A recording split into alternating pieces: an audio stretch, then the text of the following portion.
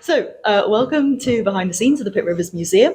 We're here as part of the Making the Museum project, and today I'm really excited to be joined by our guests. This is Bryony Smerdon, who is the Assistant Curator here at the Pitt Rivers, and Dr Sarah Doherty, who is an expert in Egyptian and Sudanese pottery. And today we're looking at a couple of really interesting pots in the collection. And I wonder if, Sarah, maybe you could tell us a little bit about what is so interesting and so strange about these pots. Sure, thanks, Beth. Well, we've got here an authentic, I suppose you would say, Egyptian pre-dynastic pot, and we have a inauthentic or unauthentic replica made by Mercer in the 1900s, and what he was doing, he was sort of starting the thinking behind how these amazing ancient objects were made, and also thinking about, you know, the manufacture involved, what, you know, how they were being fired, and he was putting together all of these really quite early ideas and making a replica, which is something that I am doing today as an archaeologist, thinking about replica pottery, but also the ancient examples. So it's really interesting for me to see someone started there at the very beginning when archaeology in Egypt really was kicking off. And that, so for me, this is a really interesting time. Yeah, it's like the archaeology of archaeology too, isn't it? Seeing like the history of the different empire. And you were spotting some really interesting things about the process that Chapman Mercer was following. Yeah, so this vessel is one of a set of 9 that was donated to us in 1907, and that donation came through an Egyptologist called David Randall McIver, who seems to have been connected to Mercer in some way. Perhaps they were moving in the same pottery circles. Mercer was maybe known for being a ceramic producer, and maybe Randall McIver reached out to him to see if he could help with experiments, or maybe he was doing them off his own back. I don't think we'll know. But what we have found about the set of 9 is they all have a letter written on them. So this example here is letter C. And when you look at the records, it seems to reflect experiments moving on in time. So this seems to be the 3rd pot that Mercer tried to make. And there's ones after this that are not quite right. They don't appear to have gone very well. But this one as well, Sarah spotted that it might have had a handle that extended all the way to the base. All right, fine. Yeah, go for it. So you can see, I hope you can see here, the handle stops quite abruptly, and then there is a break just here. So I didn't actually know that it had a handle as such, but I sort of worked it out. And from the other examples, it has a triangular handle that juts out and then forms in here. And you can see that broke off during firing. And then Mercer probably sort of smoothed it off so that it wouldn't be such a sharp break later on. And that's, meant that it's still a usable-ish item, but it doesn't have a handle. But it's odd that they even have a handle, because none of the ancient examples have a handle. So I don't know why he made a handle. Yeah. And versions A and B in the sequence. Yeah, so this one is C. Don't have handles. Very helpful. Which, as Sarah says, is much more in keeping with pre-dynastic Egyptian and Sudanese pottery. So, yeah. Don't really know what he was doing there. If we look at the ancient example, I love that. So this is a beautiful black-topped redware, and the potter made it through coiling. And Mercer's done the same, but most of them have this lovely sort of tubular shape. And then I love looking at the insides of pots. That to me is where you see what's going on. The potter here has spent a long time, several hours probably, doing a process known as burnishing. So they've first of all added a slip, which is liquid clay, red, and adding this lovely red colour, so red ochre, red iron oxide, adding that when it's leather hard, when it's dry, and then firing it. But inside, I'm not even sure you can probably see this so well, but inside there's lots of fingernail marks. I don't know if you can see, there's lots of little lines where the potter has literally scratched their fingers on the inside, and all the way down to the very bottom it's coiled, and they haven't, which is basically adding sausages of clay, fashioning it together with a bit of water and then smoothing as they go. And then that's, and by doing that you're making this lovely thin shape, and so they've really worked extremely hard to get this shape. But if we put it upside down, if you don't mind, I know in museums they don't like to put things upside down, it's slightly wonky.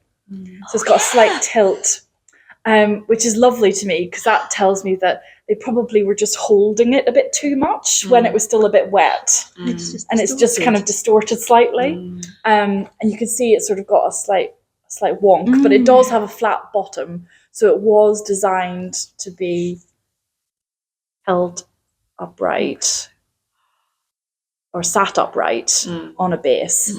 But it's, it's very narrow at the base. So, I mean, I'm right, Bryony, that most of these came from burials. Yeah, from graves. And I mean, this is really quite flat from the examples I've seen. Yeah. Normally, they're a bit more rounded. Obviously, they're being set into sand, not a flat table like we have here in England.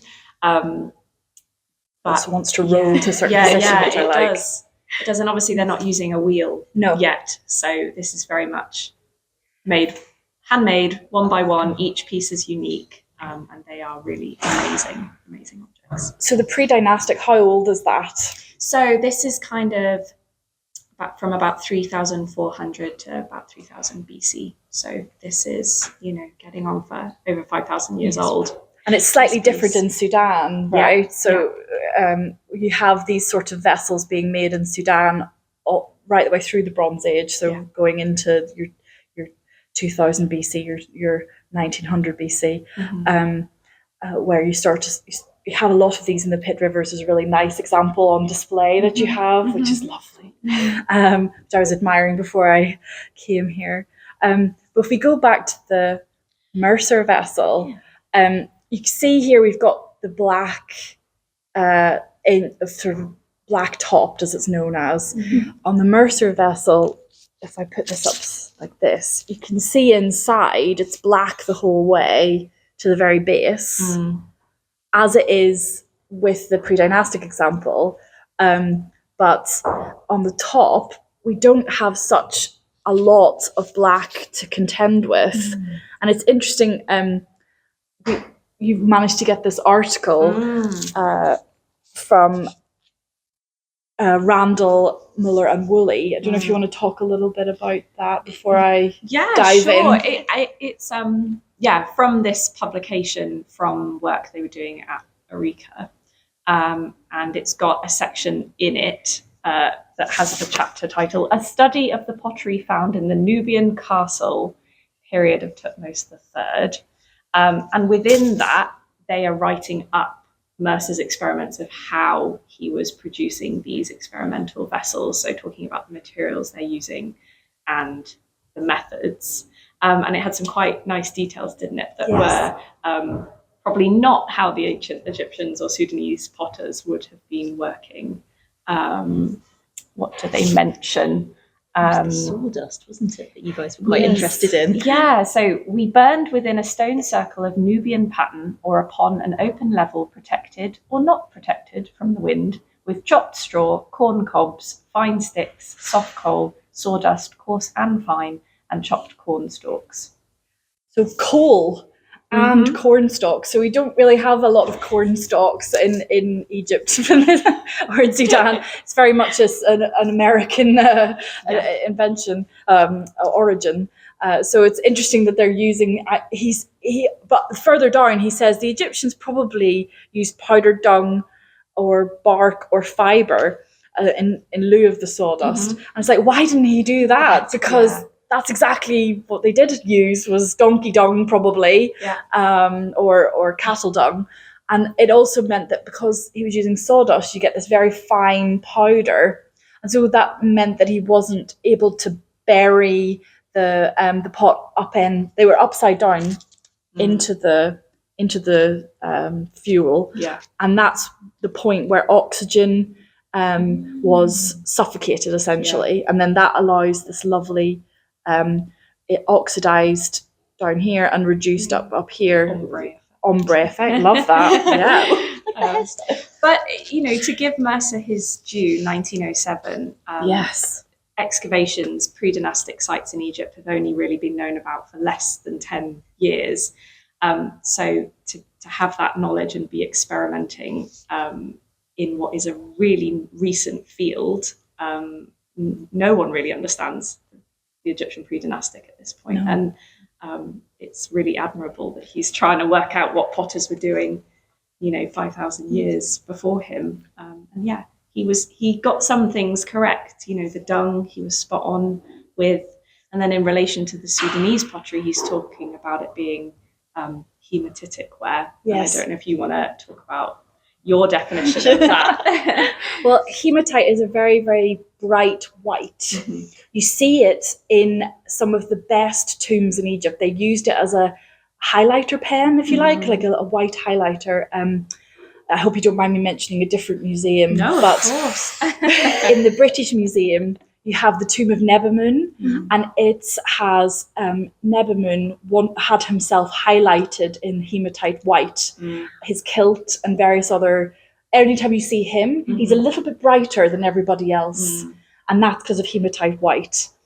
And he was dead right. Mercer was dead right that's the hematite is what they were adding to the clay to make this silvery banded color. And he didn't write about it yet, but that's something that I've been working on in my experiments, is using this hematite white as an add-on, as a wash onto the top of the red ochre clay to get the Sudanese silver banded ware, as it's known as. It's incredible. And what I really love about this is we've got this kind of layers of conversations between makers, yourself to Chapman Mercer, and then all the way back, thousands of years into history. And I think that's fantastic. I guess maybe just as one final question. So this replica pot is actually currently on display in the museum in a case that's labeled Pottery Africa. And of course, as we've discussed now, while it's definitely thinking about pottery from Africa, it's very much a product of Mercer and his American influence as much as it is African. How do you think we should display objects like this in the museum? Do you think they should? How would we position this pot? Well, it's a tricky one to answer that. I know, it's a horrible question. In a way, it's talking about the history of archaeology, as you said, and it's thinking about. He was thinking about how these items were being made. So they're in my mind, they're extremely relevant to understanding the process of not only archaeology, but also how these ancient makers were constructing their vessels. So to me, I would pop him an extra little label. I know it's a very busy case, but I think he ought to be highlighted as a pioneer, really, in as a maker. And to try and understand, his process, and that then enables the rest of us to stand on his coattails for a little bit. Yeah, totally. And 1907, this object is older than a lot of material in this museum that is from, authentic makers, I suppose we might call them. But he's an authentic maker in his own right. And, this is kind of Mercer ware. His own special brand of I love that. Taking pre-dynastic Egyptian techniques, but adding a handle. Maybe that was the style at the time. Who knows? But I think he should be acknowledged, and we only wish we could acknowledge the makers of the original pieces. But that's a bit too far back in time now, despite having fingerprints and nail impressions on the inside. I think that's always really helpful, isn't it? Recognizing there's still things we can say, even if we can't get back to a name. We can say we've got the physical impression of this person's hands in a pot, which is phenomenal. Well, thank you both so much for that. That was incredible. Really fun.